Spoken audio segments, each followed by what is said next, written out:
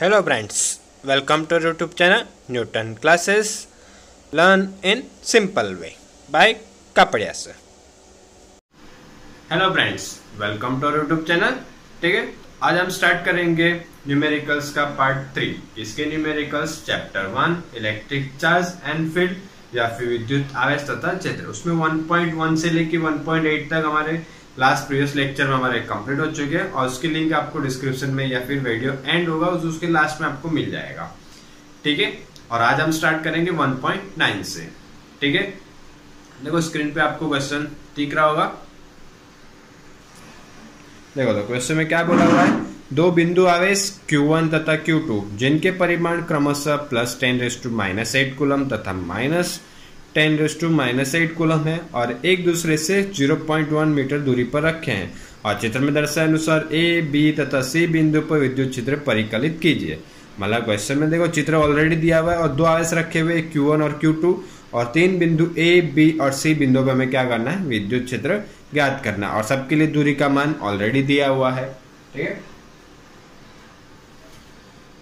और इसके बाद क्वेश्चन इंग्लिश में देखे तो 2 point charges Q1 and Q2 of magnitude +10⁻⁸ coulomb and -10⁻⁸ coulomb respectively। Means क्या बोला है, Q1 की वैल्यू हमें कंसीडर करनी है +10⁻⁸ और Q2 की वैल्यू हमें कंसीडर करनी है -10⁻⁸ coulomb and respectively place 0.1 metre apart मतलब क्या, दोनों के बीच का डिस्टेंस यहाँ पे कितना कंसीडर करना है, 0.1 मीटर।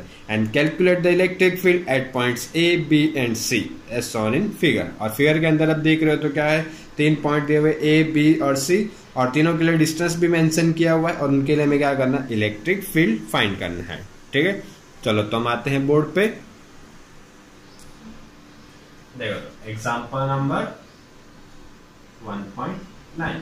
ठीक है, क्या दो वैल्यू दी हुई है, एक तो दिया हुआ है Q1 और वो हमारा कितना है 10⁻⁸ कूलम और Q2 भी दिया हुआ है, वो हमारा कितना है -10 × 10⁻⁸। मींस एक पॉजिटिव चार्ज है और एक हमारा क्या है, नेगेटिव चार्ज है। ठीक है, तो उसके लिए हम क्या करते हैं, पहले डायग्राम बनाते हैं। जैसे यहाँ पे हमने कंसीडर कर लिया, हो गया हमारा Q1 और यहाँ से हम इसको कंसीडर कर लेते हैं, ये हो गया हमारा Q2।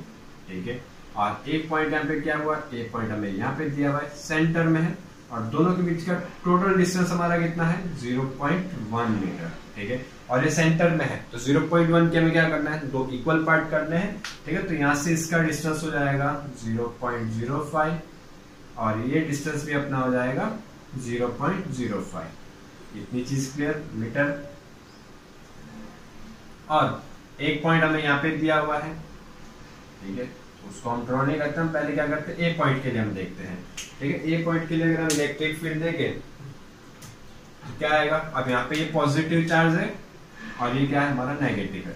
और हमें ऑलरेडी पता है कि इलेक्ट्रिक फील्ड पॉजिटिव चार्ज के लिए क्या होती है, आउटवर्ड मींस बाहर की डायरेक्शन में होती है और नेगेटिव के लिए क्या होती है, इनवर्ड होती है, अंदर की डायरेक्शन में। ठीक है, तो ये पॉजिटिव है। यहाँ से जो इलेक्ट्रिक फील्ड इस पॉइंट पे फाइंड प्रोड्यूस होगा, जो उत्पन्न होगा, तो कौन सी होगा, बाहर की तरफ मींस आउटवर्ड डायरेक्शन में, तो हो जाएगा हमारा इधर। इसको कंसीडर कर लेते हैं E1।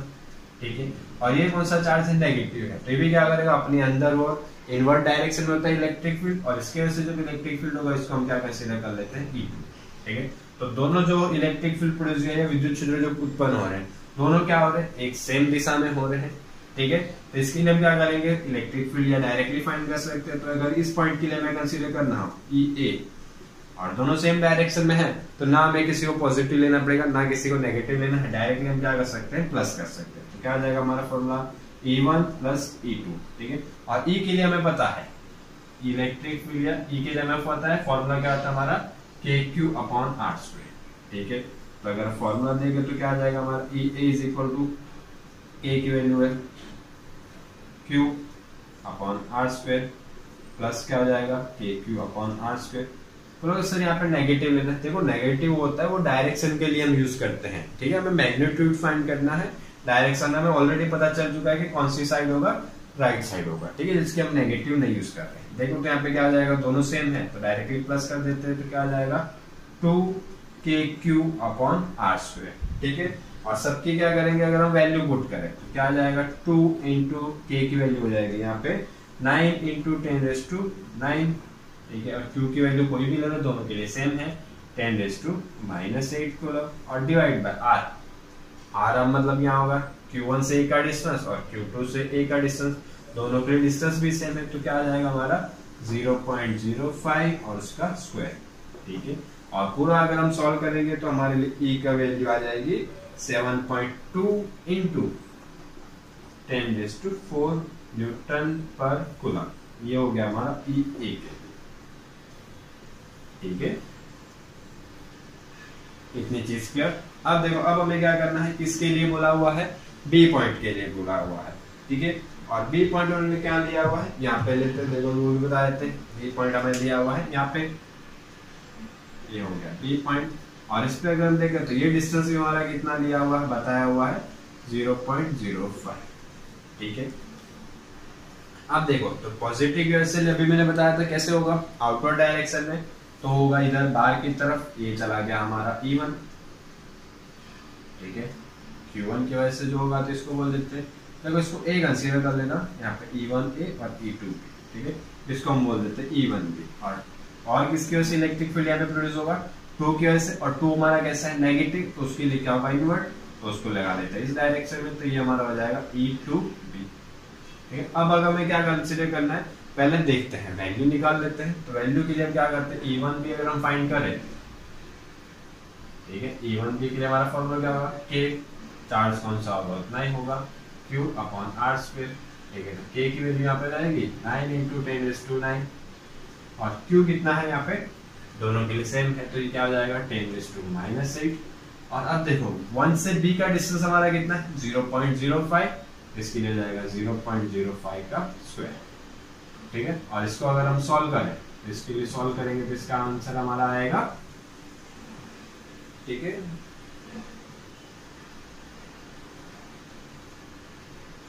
3.6 इंटू 10⁻⁴ न्यूटन पर कूलम। ठीक है, और अब किसके लिए फाइंड करना है, E2B के लिए, तो E2B के लिए भी लिख लेते हैं। E2B के लिए भी फॉर्मूला तो ये होगा K/R², तो K की वैल्यू हो जाएगी 9 × 10⁻⁹, Q की वैल्यू हमें पता है 10⁻⁻8, और हमें भी बता रहा था कि हमें माइनस नहीं लेना है, क्योंकि माइनस हम डायरेक्शन के लिए यहाँ पे यूज कर रहे हैं। ठीक है, और अब देखो R की बात करें तो R मतलब इस पॉइंट से इस पॉइंट का हमें डिस्टेंस फाइंड करना है, तो 0.05 प्लस 0.05 प्लस 0.05, तो हमारा डिस्टेंस कितना हो जाएगा यहाँ पे 0.05 0.05 प्लस 0.05 इस 0.15। ठीक है, देखो ये डिफरेंस है, बाकी सब सेम होगा, क्योंकि इससे इतने से डिस्टेंस पे और वहां से इतने डिस्टेंस पे आ रहा है, तीनों को प्लस करेंगे तो। ठीक है, और इसमें अगर इसको हम सॉल्व करें तो इसका आंसर आएगा हमारा 4 × 10⁻³ न्यूटन पर कूलम। देखो अब हमें यहाँ पे पॉजिटिव नेगेटिव के लिए मैंने बताया था कि हमें डिसाइड करना है, तो कैसे डिसाइड करना है उसके लिए देखते हैं, पहले वैल्यू कौन सी ज्यादा है, E1B ज्यादा होगा कि E2B ज्यादा है। यहाँ पे अगर कंपेयर करें तो 3.6 × 10⁻⁴ है और ये 10⁻3, तो इसको क्या करते हैं, पहले 10⁻⁴ में कन्वर्ट करेंगे, तो इसके लिए हमारा आंसर आएगा 0.4 × 10⁻⁴ न्यूटन पर कूलम। ठीक है, पॉइंट एक आगे लेके आओगे, पॉइंट एक लेके आओगे तो 10 के पावर में क्या आ जाएगा, यहाँ पे प्लस हो जाएगा। ठीक है, अब अगर देखें तो दोनों में कौन सी वैल्यू ज्यादा है, 3.6 ज्यादा है 0.4 के कंपेयर में, तो उसको हम क्या कंसीडर करेंगे, प्लस करेंगे, मतलब हमारा जो रिजल्टेंट इलेक्ट्रिक फील्ड होगा कौन सी डायरेक्शन में होगा, इसकी डायरेक्शन में होगा। तो यहाँ पे हम क्या ले लेते हैं, इसको हम ले लेते हैं प्लस, तो इसके ऑपोजिट वाले को क्या लेना पड़ेगा, माइनस। ठीक है, हमारे यहाँ पे B के लिए अगर फॉर्मूला बात करें फाइनल, EB इक्वल हो जाएगा हमारा E1B माइनस E2B। ठीक है, E1B हमारा 3.6 × 10⁻⁴ माइनस कितना होगा 0.4 × 10⁻⁴, तो हमारे लिए EB के लिए फाइनली अगर हम आंसर देखें तो हमारा आंसर होगा 3.6 माइनस 0.4, तो आंसर हो जाएगा 3.2 × 10⁻⁴ न्यूटन पर कूलम। ओके, और अब अगर हम देखें थर्ड हमें किसके लिए बोला हुआ है, C पॉइंट के लिए, और C पॉइंट कहाँ पे हमारा, यहाँ पे, और ये हमारा डिस्टेंस कितना है 0.1 मीटर, और ये भी कितना है 0.1 मीटर। ठीक है, और अब देखें तो 0.1 है, ये भी है, ये भी 0.1 है, ये भी 0.1 है, हमारा ट्राइंगल कैसा होगा, इक्विलेटरल। इक्विलेटरल मींस क्या होगा, समबाहु त्रिभुज होगा। ठीक है, और इसको हम कंसीडर कर लेते हैं C। अब यहाँ पे भी दो इलेक्ट्रिक फील्ड प्रोड्यूस होंगे, एक Q1 की वजह से और एक किसकी वजह से होगा, Q2 की वजह से। ठीक है। तो Q1 के लिए हम क्या पॉजिटिव, तो कहाँ जाएगा आउटवर्ड, ठीक है। देखो वो ड्रॉ कर देते हैं, तो ये जाएगा इधर, ये हो जाएगा E1C, और 2 की वजह से नेगेटिव है तो कहाँ जाएगा इनवर्ड, तो ये भी कंसीडर कर लेते हैं, ये हो जाएगा हमारा E2C, ठीक है।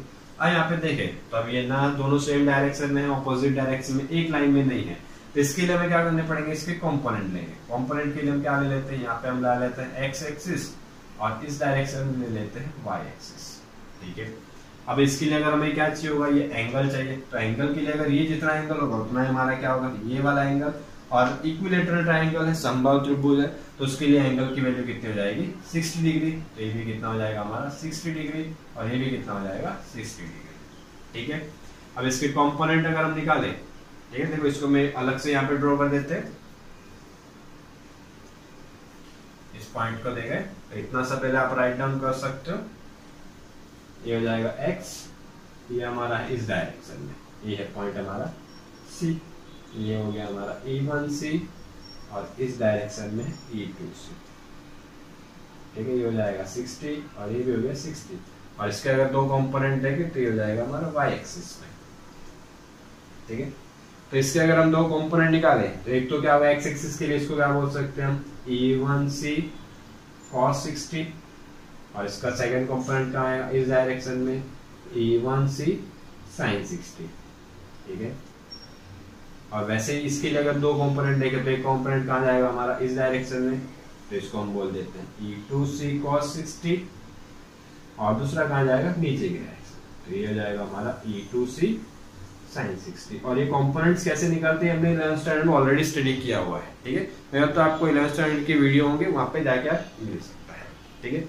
अब अगर देखें तो दोनों के लिए डिस्टेंस सेम है, 0.1 मीटर 0.1 मीटर, दोनों के लिए चार्ज भी सेम है, तो दोनों के लिए ये दोनों कंपोनेंट क्या हो जाएंगे कैंसिल, ये होगा अगर पॉजिटिव तो ये नेगेटिव, ये दोनों एक दूसरे को क्या कर देते हैं यहाँ पे कैंसिल कर देते हैं, तो हमारे लिए सिर्फ बचेगा कौन सा E1C cos 60 and E2C cos 60, ठीक है। और उन दोनों को हम क्या कर सकते हैं फाइंड करके प्लस करना है, ठीक है। आप इतना पहले नोट डाउन कर लो, उसके बाद थोड़ा सा मुझे रफ करना पड़ेगा।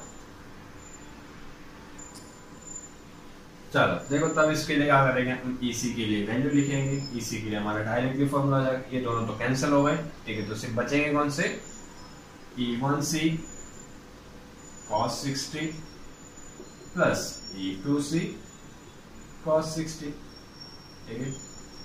और के इसके लिए फॉर्मूला क्या आ जाएगा KQ/R² cos 60, इसके लिए फॉर्मूला क्या होगा KQ/R² cos 60, और दोनों के लिए डिस्टेंस भी सेम था, सब चीजें सेम चीजें, दोनों को हम डायरेक्टली क्या कर सकते हैं प्लस कर देते हैं, हो जाएगा KQ cos 60/R², ठीक है। वैल्यू अगर पुट करें तो 2 × 9⁹, K की वैल्यू Q की वैल्यू हो जाएगी 10⁻⁸, और cos 60 हमारा होगा हाफ, ठीक है, हो गया हाफ, और R की वैल्यू कितनी होगी 0.1 मीटर स्क्वायर, ओके।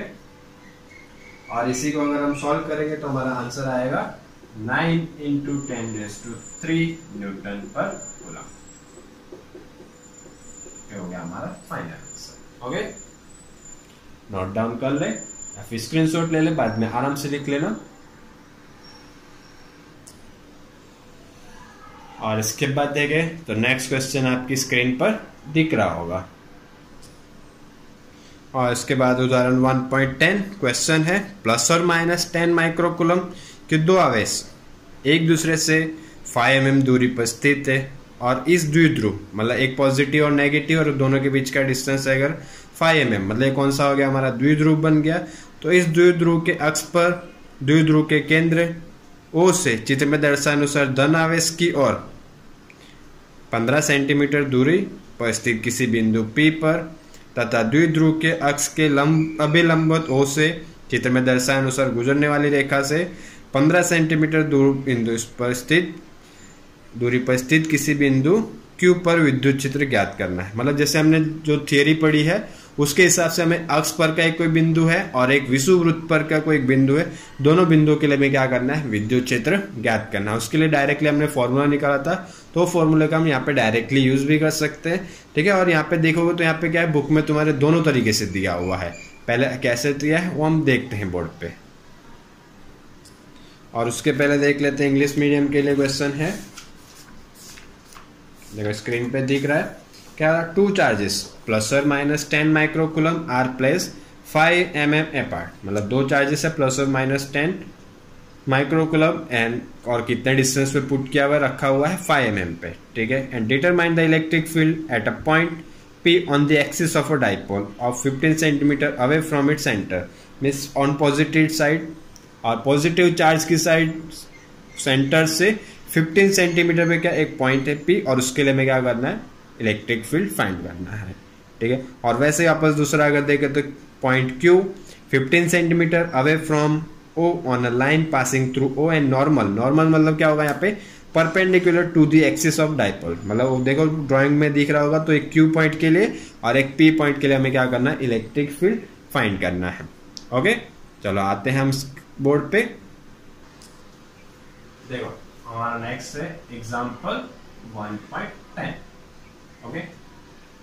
और डायग्राम में दिया था ऐसे, यहाँ पे कंसीडर कर लेते हैं Q1 पॉजिटिव, या पॉजिटिव नेगेटिव लिख लो, Q1 Q2 लिखने की कोई जरूरत नहीं है, यहाँ पे कंसीडर कर लेते हैं माइनस Q, और यहाँ पे इनका सेंटर हो जाएगा O, और यहाँ पे एक पॉइंट दिया हुआ है P,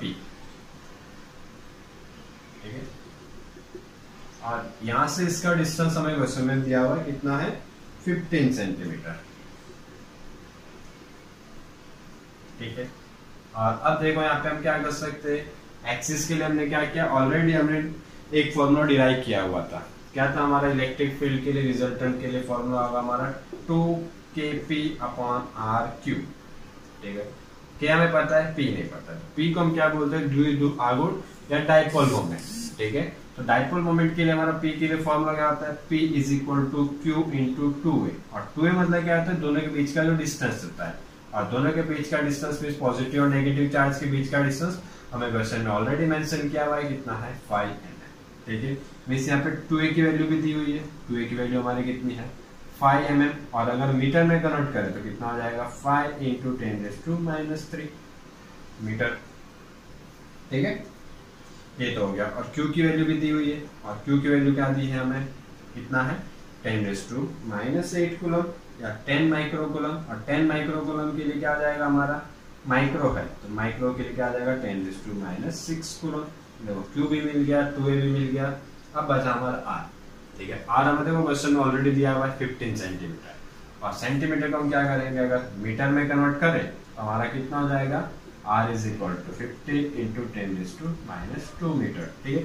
सबकी वैल्यू पुट कर देते हैं, E = 2k, और P की जगह क्या लिखेंगे, Q × 2a/r³, ठीक है। और 2a को 2a रखना, 2 इसके साथ मल्टीप्लाई ना करना, क्योंकि 2a की पूरे की वैल्यू हमें दी हुई है, ठीक है। और 2 का हो गया 2, k की वैल्यू जाएगी 9 × 10⁹, Q हो जाएगा हमारा 10 × 10⁻⁶, और 2a की वैल्यू है 5 × 10⁻³ डिवाइड बाय r³ r की वैल्यू हो जाएगी 15 × 10⁻² का क्यूब, ठीक है। और इसको अगर हम सॉल्व करें तो सॉल्व करेंगे तो हमारा आंसर आएगा 2.6 × 10⁵ न्यूटन पर कूलम, ओके। इतना सा राइट डाउन कर लो। और इसके बाद अगर नेक्स्ट देखें तो नेक्स्ट हमें किसके लिए बोला था, इक्वेटर के लिए, इक्वेटर बोल सकते हो या फिर क्या बोल सकते हैं, विषुववृत्त के लिए,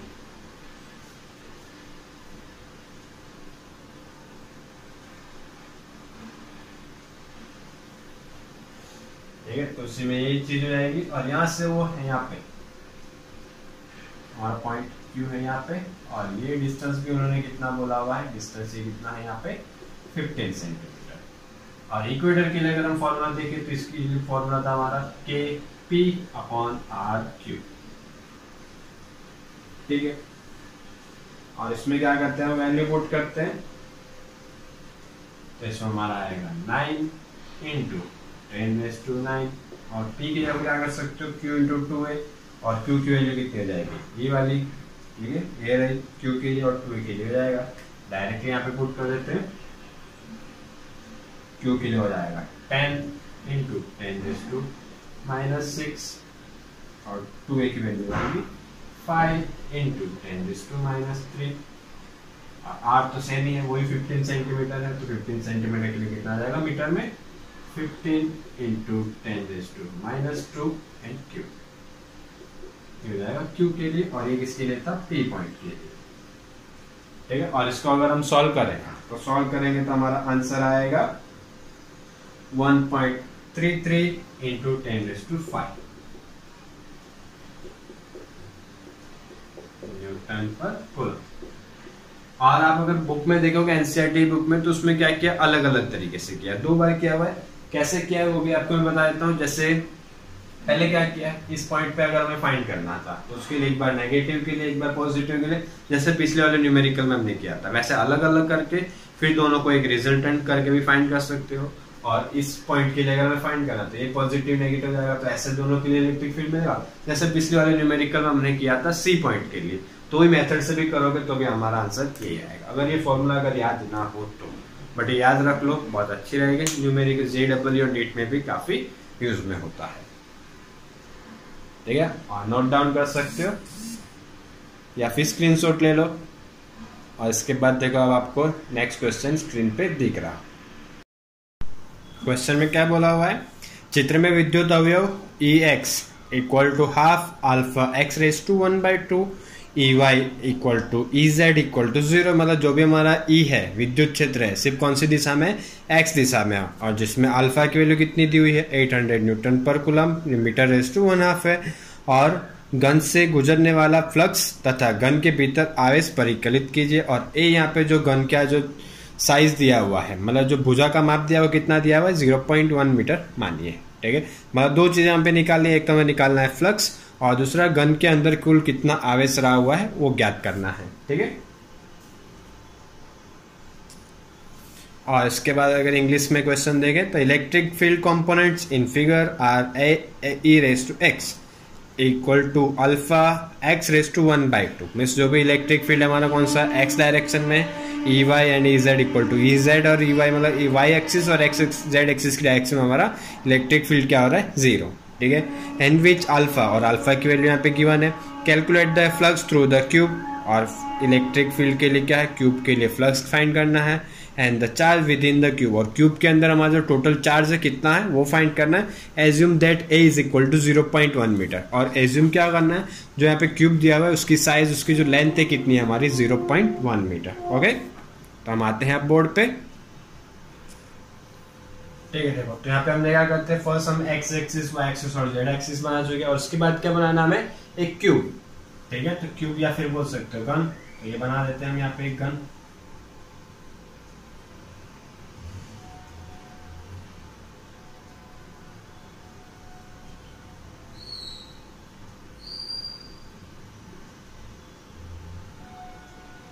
अब देखो, अब हमें इसके लिए फाइंड करने के लिए बोल रहे हैं फ्लक्स। फ्लक्स मतलब क्या होगा, जो भी इलेक्ट्रिक फील्ड लाइन से आगे जो विद्युत क्षेत्र रेखाएं क्या होगी, क्रॉस कर रही होगी। तो यहाँ पे किसको अगर क्रॉस करी वो वाली, देखो एक तो ये जो क्यूब होगा इसके ये वाला जो साइड है, इसके लिए एक तो फ्लक्स फाइंड करना है, और दूसरी ये वाली जो साइड है,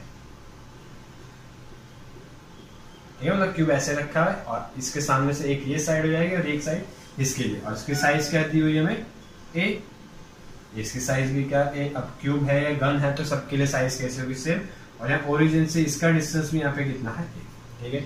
और इलेक्ट्रिक फील्ड कौन सी डायरेक्शन बोला हुआ है, एक्स डायरेक्शन में, मतलब कौन सी डायरेक्शन में रहेगा वो, इस डायरेक्शन में है, ठीक है। और उसकी वैल्यू क्या है, Ex is equal to alpha x⁻1/2, और ये x क्या है यहाँ पे, जो x एक्सिस पे कितना डिस्टेंस होगा, कितना लेंथ होगा, उसकी वैल्यू रहेगी, ठीक है। और अब दूसरी चीज अगर देखें तो हमें क्या फाइंड करना है, फ्लक्स। फ्लक्स हमें 2 चीजों के लिए मिलेगा, जैसे इसको मान लेते हैं 1 और इसको मान लेते हैं 2, ठीक है। तो फर्स्ट लिख लेते हैं हम φ1 के लिए, और फ्लक्स के लिए अगर हम फॉर्मूला देखें तो हमारा क्या फॉर्मूला होता है, EA cos थीटा। E विद्युत क्षेत्र या फिर इलेक्ट्रिक फील्ड, ये हो जाएगा हमारा एरिया, और theta means angle between E and A। ई और ए के बीच का कोण, ठीक है। तो और ए हमारा क्या होता है, एरिया वेक्टर या एरिया सदिश, वो कौन सा होता है, पृष्ठ के लंबवत, इस प्लेन के परपेंडिकुलर। पृष्ठ हमारा अगर ऐसे होता है इस दिशा में, तो ए होगा हमारा इस डायरेक्शन में, ए वेक्टर 1 वाले के लिए और 2 वाले के लिए होगा इस डायरेक्शन में। तो इलेक्ट्रिक फील्ड हमारा इस डायरेक्शन में और एरिया है इस डायरेक्शन में, तो दोनों के बीच में यहाँ पे एंगल हमारा कितना हो जाएगा 180। और यहाँ पे अगर वैल्यू पुट करें तो φ1 is equal to E A cos 180, और cos 180 की वैल्यू कितनी होती है हमारी -1।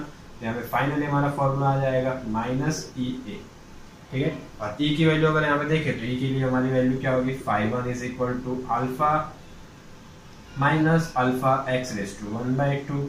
और A मींस क्या होगा, एरिया, और क्यूब का हमारा एरिया क्या होता है, लेंथ इंटू ब्रेड्थ, लंबाई गुणा चौड़ाई, लंबाई भी A है और चौड़ाई भी है, तो A इंटू ए हमारा क्या हो जाएगा A²। और x डिस्टेंस पे कितना पे है, A डिस्टेंस पे है, तो यहाँ पे x इज इक्वल टू भी हमारा क्या हो जाएगा A। तो φ1 के लिए अगर फाइनल फॉर्मूला देखें तो हमारा क्या होगा A raise to 1/2 into A² minus, ठीक है।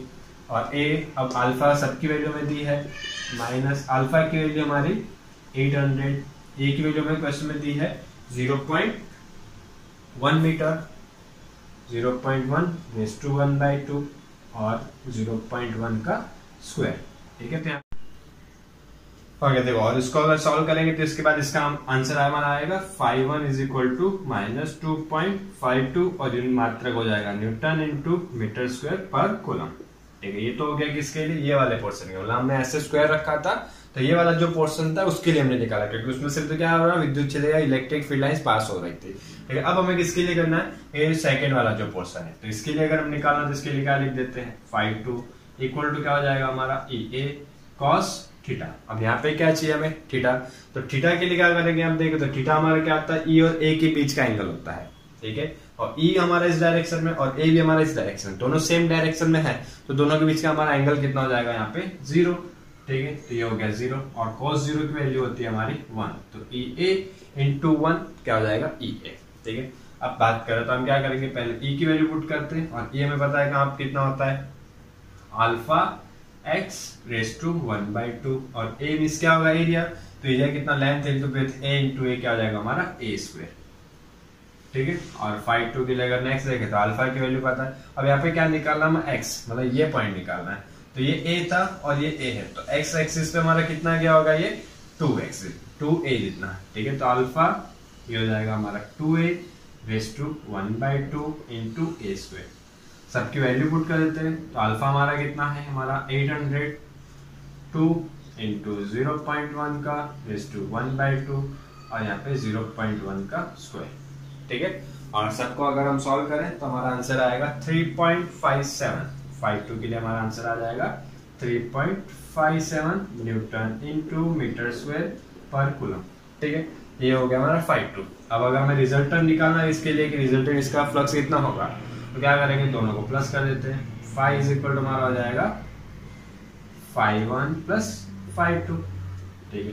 φ1 कितना है हमारा -2.52 प्लस 3.57, ठीक है। तो यहाँ पे अगर हम देखें तो हमारा फाई के लिए लास्ट फाइनली फॉर्मूला आएगा 1.05, क्या आ जाएगा 1.05 न्यूटन इंटू मीटर स्क्वायर पर कूलम, ठीक है। आगे हमारा फ्लक्स, ठीक है। और दूसरा क्या निकालने के लिए बोला है, चार्ज या फिर आवेश निकालने के लिए बोला है, ठीक है। उसके लिए आप थोड़ा सा पहले नोट डाउन कर लो, ड्राइंग बना लो, और फिर यहाँ पे हम स्टार्ट करते हैं, या फिर इसका स्क्रीनशॉट ले लो, फिर आराम से लिख लेना।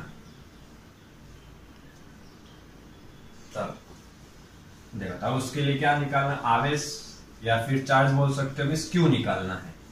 तो क्यू के लिए हमारे पास फाई का इक्वेशन हमने ऑलरेडी पढ़ा हुआ है, क्या था याद है, भूल गए, phi is equal to Q upon epsilon naught, कहाँ पे, गाउस लॉ में या गाउस के नियम में पढ़ा था, ठीक है।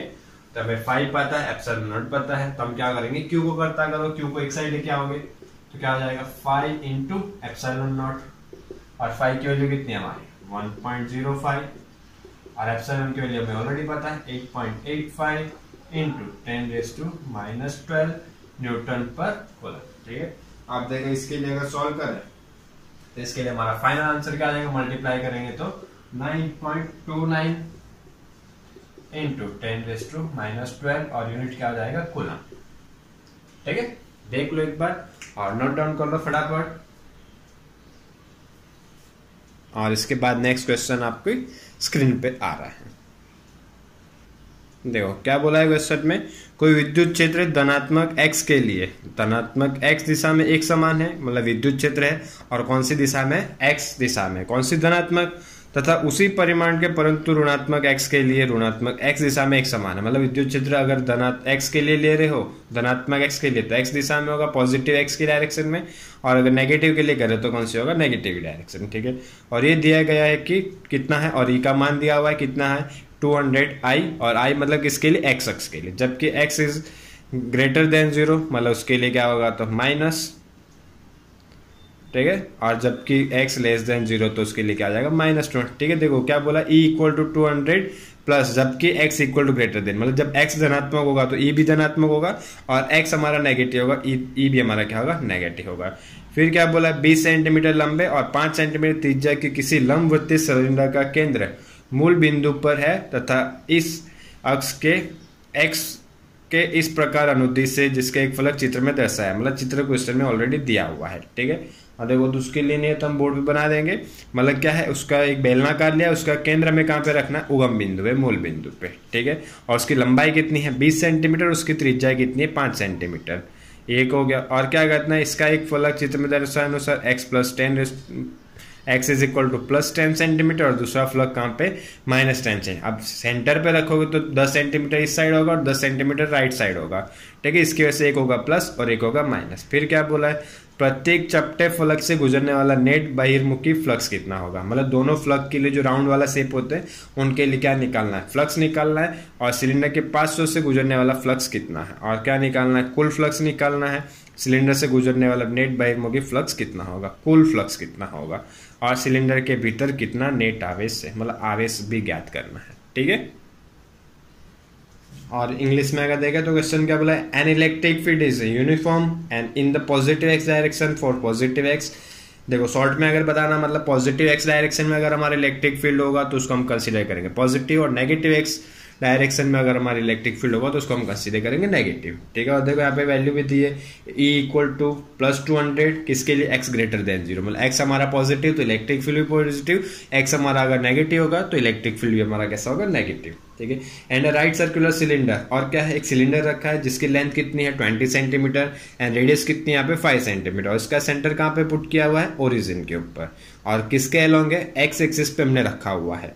ठीक है, और वन फेस इसका कहाँ होगा, जो सिलेंडर होगा तो उसके लास्ट में 2 सर्कल होंगे, तो एक सर्कल है +10 सेंटीमीटर पे, और दूसरा सर्कल कहाँ पे होगा -10 सेंटीमीटर। तो what is the net outward force flux through each flat face, मतलब दोनों फेस के लिए हमें इंडिविजुअली अलग अलग फ्लक्स फाइंड करना है। What is the flux through the side of this cylinder, मतलब जो कर्व वाला पोर्शन है उसके लिए भी फ्लक्स निकालना है, और दोनों के लिए टोटल फ्लक्स क्या होगा पूरे सिलेंडर के लिए, और इस सिलेंडर के अंदर टोटल नेट चार्ज क्या है वो चीज हमें फाइंड करनी है। ठीक है, चलो तो देखते हैं हम बोर्ड पे। ठीक है, देखो तो कैसे वो क्या है हमारा एग्जांपल 1.12।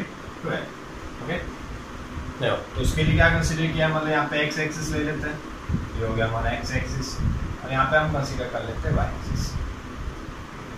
ये क्या हमारा हो गया ओरिजिन या सेंटर।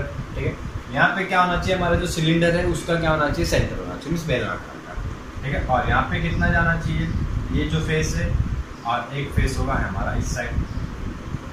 ठीक है, और टोटल लेंथ हमें कितनी दी थी 20 सेंटीमीटर, तो यहाँ पे अगर सेंटर होगा तो ये हमारा कितना हो जाएगा, यहाँ पे 10 सेंटीमीटर। अगर इसको हम कंसीडर कर लेते हैं +x, वही होगा हमारा -x, तो ये क्या हो जाएगा हमारा -10 सेंटीमीटर, और ये हमारा कितना हो जाएगा, यहाँ पे अगर हम देखें तो ये हो जाएगा हमारा +10 सेंटीमीटर।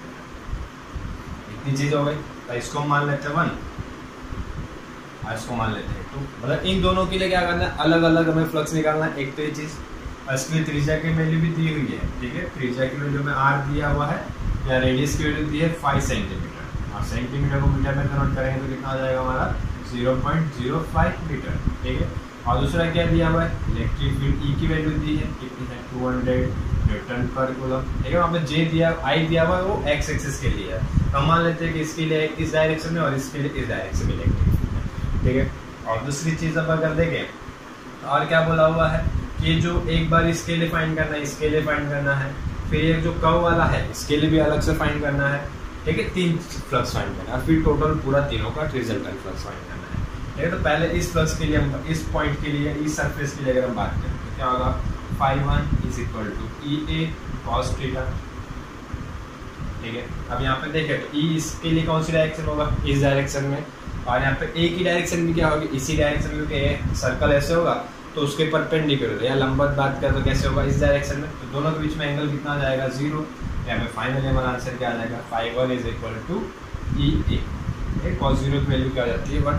अब यहाँ पे देखो E हमें पता है, E की वैल्यू कितनी होती है हमारी 200, अब A के लिए क्या होता है, अब A है सर्कल है, तो सर्कल के लिए एरिया का फॉर्मूला क्या होता है, πr², क्या हो जाएगा, πr², तो यहाँ पे हो जाएगा तो 200 इंटू पाई की वैल्यू हो जाएगी 3.14 और आर की वैल्यू हमारी 0.05 का स्क्वायर, ठीक है। और इसी को अगर हम सॉल्व करें तो हमारे लिए φ1 के लिए फाइनल आंसर आएगा हमारा 1.57, कितना आ जाएगा 1.57, ठीक है, और यूनिट हो जाएगा न्यूटन इंटू मीटर स्क्वायर पर कूलम, ठीक है। अब देखो दूसरे वाले सर्कल के लिए अगर हम बात करें तो उसके लिए भी क्या होगा, इसे सेम चीज होगी। अब यहाँ पे इलेक्ट्रिक फील्ड होगा इस डायरेक्शन में, एरिया वेक्टर होगा इस डायरेक्शन में, तभी दोनों के लिए क्या रहेगा, बीच का एंगल रहेगा 0। दोनों के लिए रेडियस सेम है तो दोनों के लिए एरिया भी क्या रहेगा, सेम है। दोनों के इलेक्ट्रिक फील्ड की वैल्यू भी क्या है, सेम है, सब कुछ सेम है, तो फ्लक्स भी हमारा कैसा आएगा, सेम आएगा।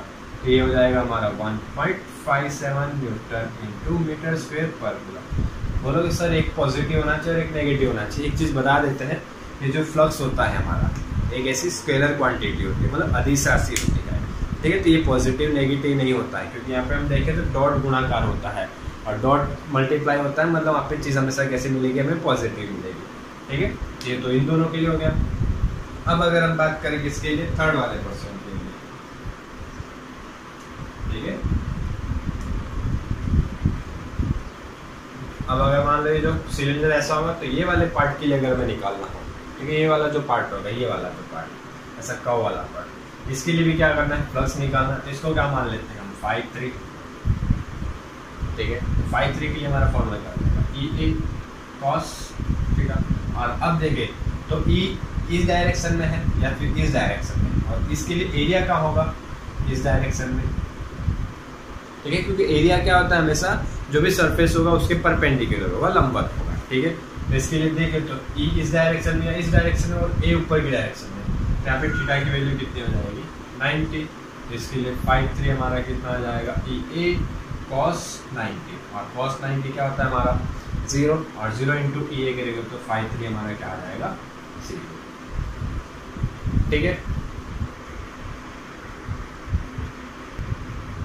और अब हम सिलेंडर के लिए अगर टोटल फ्लक्स की बात करें तो टोटल फ्लक्स के लिए हमारा फॉर्मूला क्या आ जाएगा, phi is equal to φ1 plus φ2 plus φ3, ठीक है। देखो यहाँ पे हमारा φ1 हो जाएगा 1.57, φ2 भी हमारा हो गया 1.57 और φ3 है 0, तो 1.57 प्लस 1.57 तो ये हमारा हो जाएगा 3.14 न्यूटन इंटू मीटर स्क्वायर पर कूलम, ठीक है, हो गया। और दूसरी चीज क्या निकालनी थी, चार्ज या फिर आवेश। तो उसके लिए अभी जैसे हमने एक फॉर्मूला देखा था, क्या होगा, phi is equal to Q upon epsilon. So Q is equal to क्या आ जाएगा, फाई इंटू एप्सिलॉन। और क्यू के लिए हमें पता है क्यू कितना होता है हमारा, फाई है, फाई हमारा निकाला अभी 3.14 और एप्सिलॉन है हमारा 8.85 इंटू 10⁻⁻12, ठीक है। और इसी को अगर हम कैलकुलेट करेंगे तो हमारा फाइनली आंसर आएगा 2.78 इंटू 10⁻11 कूलम, ठीक है। नोट डाउन कर लो फटाफट। और इसके बाद नेक्स्ट क्वेश्चन आपको स्क्रीन पे दिखाई दे रहा है। देखो तो हिंदी मीडियम के लिए क्वेश्चन बोला है, परमाणु के प्रारंभिक प्रतिरूप में ये माना गया था कि आवेश जेड का बिंदु अमाप धनात्मक नाभिक होता है। मतलब पूरा का पूरा जेड जो आवेश है वो कहाँ पे, उसके नाभिक के अंदर है, जो त्रिज्या आर तक एक समान रूप से एक समान घनत्व के ऋण आवेश से घिरा हुआ है और परमाणु पूर्ण रूप से विद्युत उदासीन है। उदासीन है मतलब जितना उसके अंदर धन आवेश है उतना उसके अंदर क्या होगा, ऋण आवेश है। धन आवेश कहाँ, उसके नाभिक के अंदर, और बाकी का जो भाग फैला हुआ है उसके अंदर क्या है, ऋण आवेश है। और अगर धन आवेश Zd है तो ऋण आवेश कितना होगा हमारा, -Zd। और इस प्रतिरूप के लिए नाभिक से r दूरी पर विद्युत क्षेत्र कितना होगा, मतलब नाभिक से r दूरी के लिए हमें क्या करना है, विद्युत क्षेत्र ज्ञात करना है। और अगर नेक्स्ट इंग्लिश में देखें क्वेश्चन, तो ये बोला an early model of an atom considered it have a positively charge point nucleus of charge Zd, मतलब न्यूक्लियस के अंदर हमारा टोटली पॉजिटिव चार्ज है, कितना है, Zd, and surrounded by uniformly density of negative charge up to radius r। ठीक है, और जो नेगेटिव चार्ज है कहाँ है, सेंटर से लेके कहाँ तक है, जो बार का जो स्फेरिकल सरफेस है उस तक, कौन सा है, नेगेटिव चार्ज है। और यहाँ पे देखो बोला था atom as a whole is neutral, तो एटम हमारा कैसा है, न्यूट्रल है। तो एटम अगर हमारा न्यूट्रल है तो मतलब उसके अंदर जितना पॉजिटिव चार्ज है उतना ही क्या होगा, नेगेटिव चार्ज है। तो पॉजिटिव चार्ज हमारा अगर +Zd है तो नेगेटिव चार्ज भी हमारा कितना होगा, -Zd। And for this model what is the electric field at a distance r from the nucleus, और न्यूक्लियस से r डिस्टेंस पे हमें क्या करना है, इलेक्ट्रिक फील्ड फाइंड करना है। चलो तो आते हैं हम बोर्ड पे। देखो तो नेक्स्ट हमारा एग्जांपल 1.13, ठीक है, और उसके अंदर क्या लिया हुआ है, एटम लिया है। एटम का साइड शेप कैसा होता है हमारा, राउंड, या फिर बोल सकते स्फीयर, ये हो गया, ठीक है। और दूसरी चीज क्या कंसीडर करनी है, इसका जो सेंटर होता है उसको हम क्या बोलते हैं, न्यूक्लियस या फिर नाभिक। तो यहाँ पे बना लेते हैं, ये हो गया न्यूक्लियस या नाभिक। और जो भी पॉजिटिव चार्ज होता है पूरा का पूरा हमारा क्या पे होता है, यहाँ पे होता है, ठीक है। और ये हमारा कितना है, Ze, पॉजिटिव Ze, ठीक है। और बाकी का जो ये पोर्शन बचा है, ये जो खाली का पोर्शन है, इसके अंदर क्या है, पूरा का पूरा हमारा नेगेटिव चार्ज है, ठीक है। ये बाकी का जो पोर्शन बचा होगा इसके अंदर क्या है, हमारा नेगेटिव चार्ज है, और कैसा, एक समान रूप से पूरे के अंदर फैला हुआ है, ठीक है। और क्या बोला है कि जो एटम है, परमाणु है, कैसा है हमारा, उदासीन है या फिर न्यूट्रल है, मतलब जितना पॉजिटिव होगा उतना ही क्या होगा, नेगेटिव। तो पॉजिटिव अगर हमारा +Zd है तो नेगेटिव हमारा कितना होगा, -Zd, ठीक है। और इसकी रेडियस कितनी दी हुई है, कैपिटल R, ठीक है। अब और इसके लिए क्या करना है, इस सेंटर से R डिस्टेंस पे क्या करना है, हमें इलेक्ट्रिक फील्ड फाइंड करना है। तो R डिस्टेंस दो जगह हो सकता है, एक तो मान लो यहाँ पे भी तो हो सकता है कोई पॉइंट, ठीक है, इसको कंसीडर कर लेते हैं P पॉइंट, ये हो गया R डिस्टेंस। और एक R डिस्टेंस हमारा यहाँ पे भी तो हो सकता है, इसको कंसीडर कर लेते हैं Q, ठीक है। तो दोनों के लिए हमें क्या करना पड़ेगा, ज्ञात करना है, फाइंड करना है, ठीक है। तो ये हमारा हो जाएगा इनसाइड के लिए, हो जाएगा हमारा आउटसाइड के लिए, ठीक है। इनसाइड का स्टार्ट करने से पहले हम क्या करते हैं, थोड़ी सी चीज देखते हैं। कोई भी एक सिंगल पार्ट पे अगर इतने से पार्ट की हम बात करें तो उसके अंदर कितना चार्ज है वो हम पहले निकाल लेते हैं। और उसके लिए निकालने के लिए हमने ऑलरेडी देखा है कि अगर लीनियर वायर जैसा होता है तो उसके लिए हम लैम्बडा का यूज करते हैं, एरिया होता है तो उसके लिए हम क्या करते हैं, सिग्मा का यूज करते हैं। और थर्ड क्या होता है, अगर वॉल्यूम हो तो स्फीयर है, राउंड है, गोला है, तो उसके अंदर क्या होगा, हमारा वॉल्यूम होगा। उसके लिए हम किसका यूज करते हैं, रो का। रो के लिए अगर हम देखें तो क्या आ जाएगा हमारा formula, total charge upon volume, ठीक है। और गोले के लिए वॉल्यूम का या आयतन का फॉर्मूला क्या होता है हमारा, ठीक है, 4/3 πr3। टोटल चार्ज हम मान लेते हैं कि हमारा कितना है, Zd है, या Zd ना कंसीडर करके इसको फिलहाल के लिए हम क्या मान लेते हैं, Q मान लेते हैं, ठीक है। तो ये हो जाएगा हमारा Q अपॉन वॉल्यूम के लिए हो जाएगा 4/3 पाई, और रेडियस क्या है r3, ठीक है। अब यहाँ पे क्या करें हम, Q को अगर करें फिर इसको ऐसे ही रहने दो फिलहाल के लिए, हमें पता है तो, ठीक है, ठीक है। ये क्यू हम किसके लिए ले रहे हैं, ये नेगेटिव वाले पोर्शन के लिए, ठीक है। तो इसके लिए हमारा फॉर्मूला आएगा -Ze अपॉन 4/3 πr3, ठीक है। और ये किसके लिए, एक छोटा सा कोई पार्ट होगा उसके लिए हमें मिला है, तो जितने के लिए फाइंड करना होगा उसके लिए क्या करेंगे, इसको डायरेक्टली उसके साथ मल्टीप्लाई कर देंगे, ठीक है। देखो अब हम क्या करते हैं, मान लो ये P पॉइंट के लिए इलेक्ट्रिक फील्ड फाइंड करना, किसके लिए, P पॉइंट के लिए, ठीक है। तो उसके लिए हमें क्या फाइंड करना है, इलेक्ट्रिक फील्ड EP। तो उसके लिए हमारा फॉर्मूला क्या होगा, K Q अपॉन r², क्योंकि उसके लिए डिस्टेंस हमने लिया हुआ r, ठीक है। अब चीज देखें तो इसके लिए अगर हम देखें तो इसके लिए इतना एरिया होगा, ठीक है, ये वाला पोर्शन होगा। तो इसके अंदर हम देखें तो इसके अंदर नेगेटिव चार्ज भी है और पॉजिटिव चार्ज है, लेकिन नेगेटिव चार्ज पूरा का पूरा नहीं है, इतना सा है, बाकी का हमें कंसीडर नहीं करना है। तो इसके लिए क्या करेंगे, हमें एक पार्ट की वैल्यू पता है, तो जितने के लिए फाइंड करना है उसके वॉल्यूम से इसको क्या करेंगे, मल्टीप्लाई कर देंगे। ठीक है, तो क्यू के लिए हम क्या करते हैं, आप देखो इसको क्या करते हैं, ये पोर्शन नेगेटिव के लिए इसमें क्या होगा, एक तो पॉजिटिव वाला होगा, तो ये हो गया ZE। दूसरा क्या करना है, एक पोर्शन का हमें पता है और इतने के लिए फाइंड करना है, तो इसका जो एरिया होगा, वॉल्यूम होगा, उससे क्या करेंगे, इसको मल्टीप्लाई कर देंगे। फिर हो जाएगा हमारा रो इनटू इसका वॉल्यूम क्या होगा, इसके लिए रेडियस हमने ली है स्मॉल r, तो इसके लिए हो जाएगा हमारा 4/3 पाई r क्यूब। जिसके लिए निकाल रहे हैं उससे मल्टीप्लाई करना है, और ये क्या है, एक पार्ट की वैल्यू, छोटे से पार्ट के लिए, तो जितने के लिए निकालना होगा उससे क्या करेंगे, मल्टीप्लाई कर देंगे। इसका निकालना था तो इससे मल्टीप्लाई कर दिया।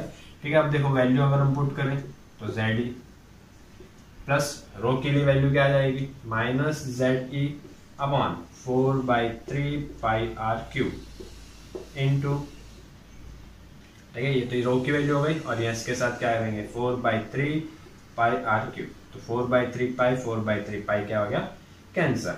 ठीक है, और फाइनली अगर हम क्यू के लिए देखें तो क्या होगा, ZE plus into minus minus ZE, और ऊपर क्या बचेगा यहाँ पे r क्यूब अपॉन r।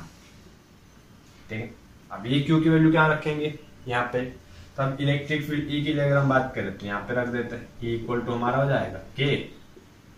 ठीक है, क्यू की जगह क्या हो जाएगा, ये ZE minus ZE r cube upon r cube upon r square. ये r स्क्वायर को क्या करते हैं, हम अंदर लेके आते हैं और उसमें से क्या करते हैं, ZE कॉमन निकाल लेते हैं, तो K ZE कॉमन, और ये जाएगा तो 1 upon r square minus r cube upon r cube into r square, तो r स्क्वायर कैंसिल, और ऊपर क्या बचेगा, एक r।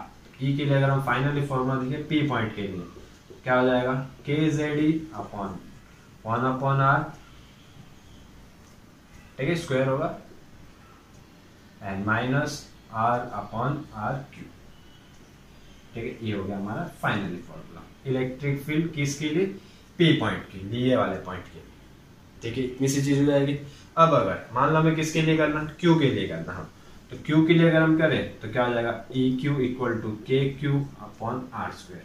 तो यहाँ पे अगर हमें कंडीशन लिखने तो ये लिख सकते हो r लेस देन r, मतलब इनसाइड के लिए हो जाएगा, और इस पॉइंट के लिए अगर हमें कंडीशन लिखनी है तो r ग्रेटर देन r, मतलब बाहर के पॉइंट के लिए।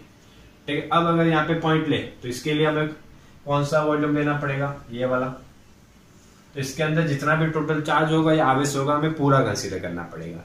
ठीक है, तो वो चीज अगर हम यहाँ पे देखें तो क्या होगा, हमने स्टार्टिंग में क्वेश्चन पढ़ा है कि उसके अंदर टोटल चार्ज या नेट कुल आवेश कितना है हमारा 0, और Q की वैल्यू क्या हो गई 0, और Q अगर 0 हो गया तो इलेक्ट्रिक फील्ड या विद्युत क्षेत्र भी क्या हो जाएगा हमारा 0। ठीक है, सिंपल सी चीज है, इसके लिए ज्यादा कुछ नहीं करना है। और यहाँ पे हमारा फर्स्ट चैप्टर के एग्जाम्पल्स कंप्लीट होते हैं। ओके, और कल से हम स्टार्ट करेंगे सेकेंड चैप्टर के लिए। और कोई भी डाउट हो तो आप कमेंट कर सकते हो। ठीक है, ओके, वीडियो देखने के लिए थैंक यू, और पसंद आया तो सब्सक्राइब जरूर करना।